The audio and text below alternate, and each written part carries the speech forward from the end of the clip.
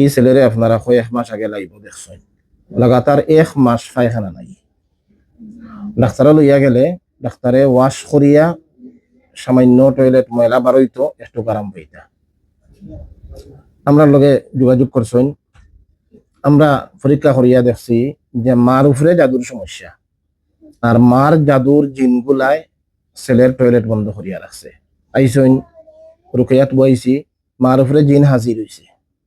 হাজির হইয়া তারা কইছে জাদু খেয়ে করছে, কোন কারণে করছে, এবং ছেলেরে কষ্ট দিবা লাগি, ছেলের ক্ষতি করবা লাগি, মারে পেরেশানি দেওয়া লাগি, বাবারে পেরেশানি ফেলাইবা লাগি তারা ছেলেরে অসুস্থ বানিয়ে রাখছে। আলহামদুলিল্লাহ আমরা চিকিৎসা দিয়েছি।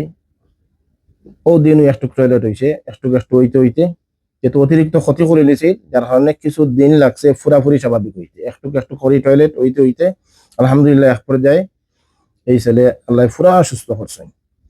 তো আজকে আইসেন অন্য কাজে, ঠিক আছে ইনশাল্লাহ। এখন তো ঠিক আছে টয়লেট, হ্যাঁ কোনো অসুবিধা হয়নি এখন টয়লেট করতে? হ্যাঁ আগে কষ্ট হইতো, হ্যাঁ টয়লেট হইতো না, তো এখন তোমার ভালো লাগেননি? খুশি নি তুমি? দোয়া করো নি আমরা লাগি।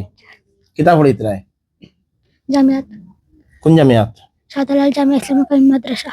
শাহজালাল জামিয়া ইসলামিয়া কামিল মাদ্রাসা কোন করছে? ফাটানটুলা। ফাটানটুলা সিলেট। এটা আমরা সিলেটের ঐতিহ্যবাহী একটা প্রতিষ্ঠান, শাহজালাল রহমতুল্লাহ আলাইহির নামে শাহজালাল জামিয়া ইসলামিয়া কামিল মাদ্রাসা, পাঠানটুলা, সিলেট। কোন ক্লাস?